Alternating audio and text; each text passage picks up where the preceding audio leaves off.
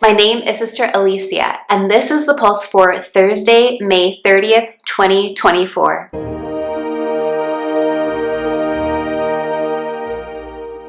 Here we are, celebrating the great solemnity of Corpus Christi throughout the country, either today or in many dioceses this coming Sunday.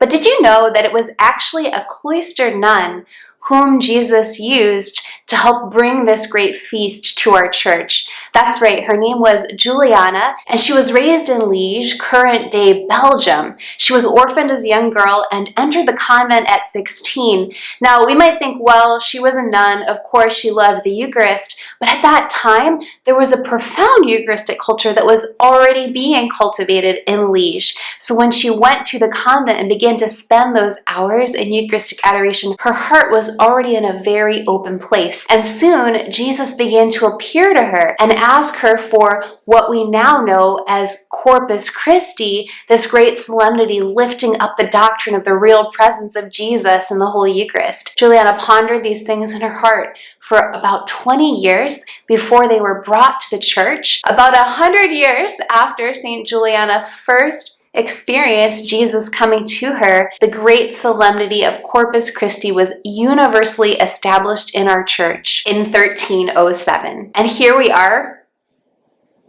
over 700 years later, celebrating Corpus Christi. How amazing. Thank God for people like St. Juliana whose hearts are open to God so that we can all encounter Him in new and marvelous ways. This week in Heart of the Revival, we have a new art reflection from Jem Sullivan in honor of the solemnity of Corpus Christi. National Eucharistic preacher Father Ryan Rojo reflects on the rite of ordination for priests. And we have so much coverage of our National Eucharistic Pilgrimage, including Sister Catherine's weekly pilgrimage update. And now for revival news from across the country. Before the Eucharistic Pilgrimage launched, our National Eucharistic Pilgrimage team knew that we would have to have safety protocols in place, especially for inclement weather, particularly severe heat.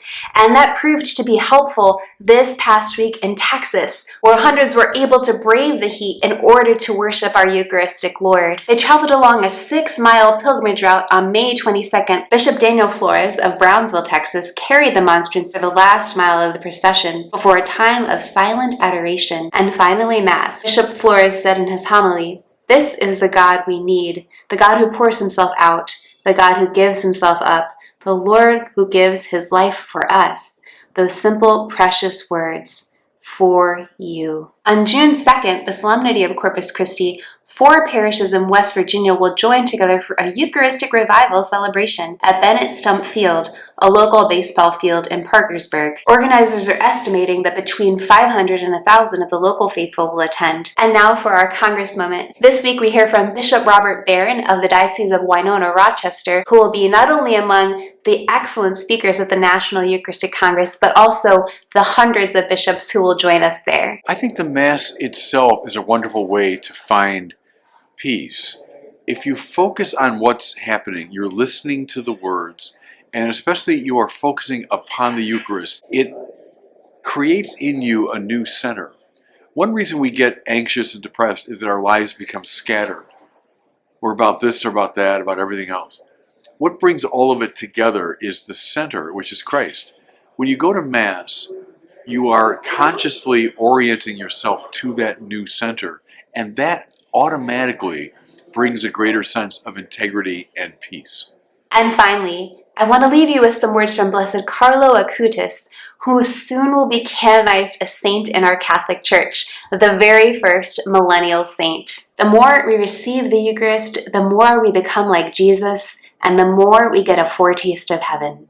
On behalf of Bishop Andrew Cousins and the National Eucharistic Pilgrimage, Revival, and Congress teams working hard across the country, thank you for joining us for the Pulse this week, and God bless you.